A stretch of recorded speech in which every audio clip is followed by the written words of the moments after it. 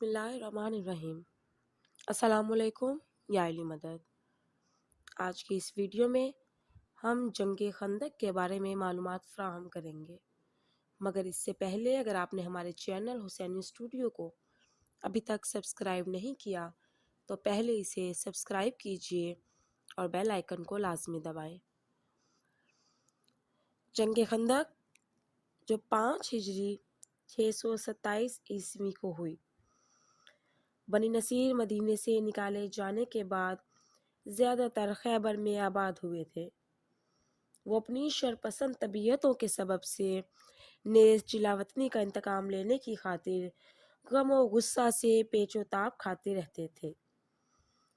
انہیں اپنی کم طاقتی کا بھی احساس تھا، لہٰذا اپنی عسکری طاقت کو بڑھانے کے لیے مختلف قبائل اور قریش کو اپنے ساتھ ملا کر مدینے پر چڑھائی کرنے کا سوچنے لگے۔ چنانچہ ان کے 20 آدمی مکے آئے اور ابو سفیان اور دیگر قریشی سرداروں سے جنگ کے سلسلے میں بات چیت کی۔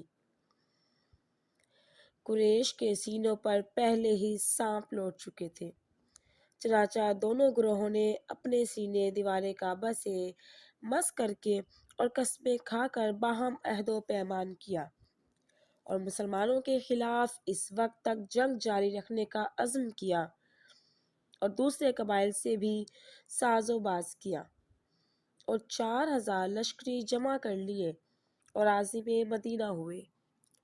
راستے میں بنی اسد، بنی مرہ اور بنی اشجع کے لشکر آ کر ملتے رہے، یوں ان کی تعداد 10,000 پہنچ گئی۔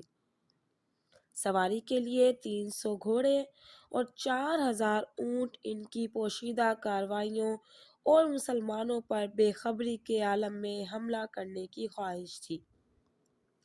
چند سواروں کے ذریعے نبی کریم کو اطلاع مل گئی۔ یہ جنگ 5 ہجری کو ہوئی۔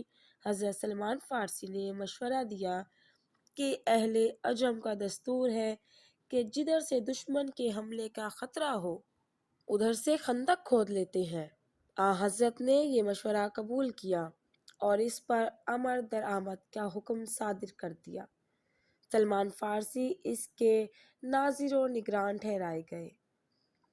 سلمان اس قدر مشہور تھے کہ مہاجر کہتے سلمان ہم میں سے ہیں اور انصار کہتے کہ ہم میں سے ہیں، لیکن رسول خدا نے فرمایا کہ سلمان اہل بیت سے ہیں۔ مسلمانوں نے رات دن کر کے 5 گز چوڑی، 5 گز گہری اور 3 میل لمبی خندق کھودی۔ اس کے اندرونی کنارے پر 8 حفاظتی چوکیاں قائم کی گئیں۔ ہر چوکی پر زیر نگرانی چند افراد متعین تھے تاکہ دشمن خندق عبور کرنے لگے تو سنگباری کر کے اسے روکیں۔ مشرکین جب مدینے کے قریب پہنچے تو 3 طرف سے مکانوں کی دیواروں، پہاڑوں اور چوتھی طرف سے خندق حائل ہونے پر مشرکین سٹپٹا گئے اور نئی جنگی تدبیر نے ان کے منصوبے خاک میں ملا دیے۔ 3000 افراد مسلمانوں کی طرف سے تھے۔ اس جنگ کا ذکر قرآن پاک میں سورہ احزاب میں ہے۔ ابو سفیان اور خالد بن ولید نے 27 دن کے اس محاصرے، سردی کی شدت اور ماحول کی سختی سے تنگ آئے ہوئے کفار کی حالت دیکھ کر اور تیروں پتھروں کے تبادلے سے کوئی نتیجہ نہ نکلا، اکتا کر فیصلہ کیا کہ کم چوڑی خندق کے نسبتاً کم چوڑے حصے سے اپنے گھڑ سوار سورماؤں کو خندق عبور کروائی جائے۔ 3 مشہور بہادر، جس میں عمر بن عبدود ایک تھا اور جو اپنے ایک ہاتھ میں اونٹنی کا بچہ اٹھائے ہوئے تھا اور دوسرے ہاتھ سے جنگ لڑتا تھا، جب اس نے آگے بڑھ کر پکارا کہ لشکر اسلام میں سے میرے مقابلے میں کون آتا ہے، تو کوئی جواب نہ ملا اور کسی کو جرأت نہ ہوئی کہ مقابلے کے لیے جائے۔ رسول نے فرمایا کہ کون ہے جو اس کتے کو جواب دے؟ حضرت علی خندق کا کنارہ چھوڑ کر خدمت رسول میں حاضر ہوئے کہ میں مقابلہ کروں گا۔ نبی اکرم صلی اللہ علیہ وآلہ وسلم نے فرمایا بیٹھ جاؤ۔ شاید کوئی اور ہمت کر کے مقابلہ کرے۔ حضور نے فرمایا کون کرے گا مقابلہ؟ لیکن کوئی جواب نہ آیا۔ علی پھر آگے بڑھے اور اجازت مانگی۔ حضور نے کہا علی ابھی ٹھہر جاؤ۔ عمر پھر للکارا کہ کون میرے مقابلے پر آئے گا؟ اس نے طنزاً کہا کہ مسلمانوں، تمہاری وہ جنت کیا ہوئی جس میں تمہیں مر کر جانا ہے، اور وہ دوزخ کیا ہوئے کہ جو مرنے لگے گا اور جو مرنے کے بعد ہمارا ٹھکانہ ہے۔ آؤ، یا خود جنت میں جاؤ یا مجھے دوزخ میں بھیج دو۔ پھر اس نے گھوڑے کو ایڑ لگائی اور لشکر اسلام کے قریب پہنچ کر رچ پڑنے لگا۔ عمر کے بار بار لڑکانے اور کسی کے اس غرور کو توڑنے کے لیے نہ نکلنے پر بلکہ سب ایسے ہو گئے کہ جیسے ان کے سروں پر پرندے بیٹھے ہوں۔ حضرت علی اس کی جسارت پر پیچ و تاب کھا کر رہ گئے اور پیغمبر اکرم سے عرض کی کہ یا رسول اللہ، مجھے اس سے دو دو ہاتھ کرنے کی اجازت دیں۔ رسول خدا نے حضرت علی کو اجازت دی۔ حضور دوسروں کا یہ بہانہ ختم کرنا چاہتے تھے کہ علی کے میدان میں اتر آنے پر ہم خاموش ہو گئے۔ پھر رسول خدا نے شیر خدا کی جرأت و خود اعتمادی کا جوہر نمایاں کرنے کے لیے کہا کہ وہ عمر بن عبدود ہے۔ مولا نے کہا کہ میں علی ابن ابی طالب ہوں۔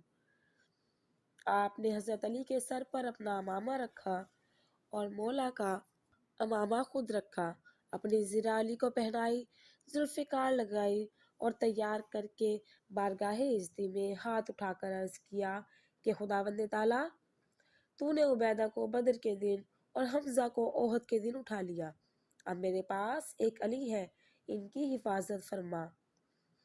پروردگار، مجھے اکیلا نہ چھوڑنا، اور تو بہترین وارث ہے۔ اور جب حضرت علی علیہ السلام میدان کی طرف بڑھے تو رسول خدا نے فرمایا کہ آج کل ایمان کل کفر کے مقابلے میں جا رہا ہے۔ اب مولا علی علیہ السلام نے آگے بڑھ کر عمر کو پکارا۔ حضرت علی اور عمر بالمقابل کھڑے ہو گئے۔ عمر بن عبدود کے عرب کے دستور کے مطابق پوچھا کہ کون ہو؟ حضرت علی نے کہا کہ میں علی ابن ابی طالب ہوں۔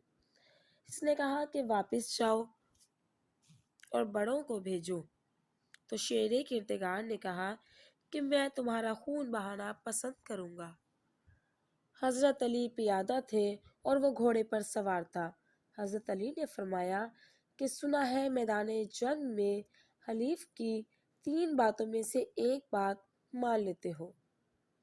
اس نے کہا کہو۔ تو حضرت علی نے فرمایا کہ میری خواہش ہے کہ تم اسلام قبول کر لو۔ اس نے کہا نہیں، یہ نہیں ہو سکتا۔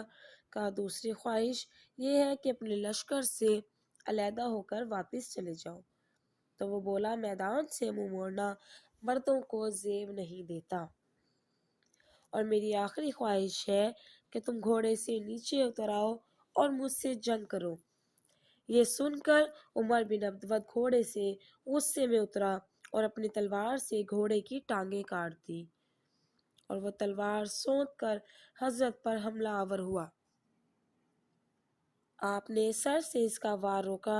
حضرت کے سر اقدس پر زخم لگا اور پیشانی خون سے رنگین ہوئی۔ اب کل ایمان نے تلوار کل کفر کو کاٹنے کے لیے نکالی۔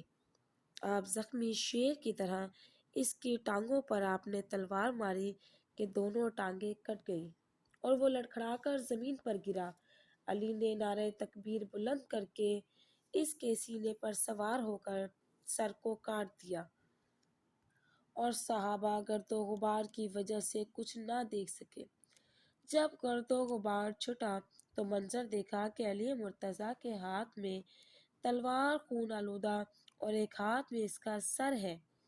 علی کو شان سے چلتے دیکھ کر حسد کے ماروں نے کہا کہ علی بڑی رونق سے چل رہے ہیں۔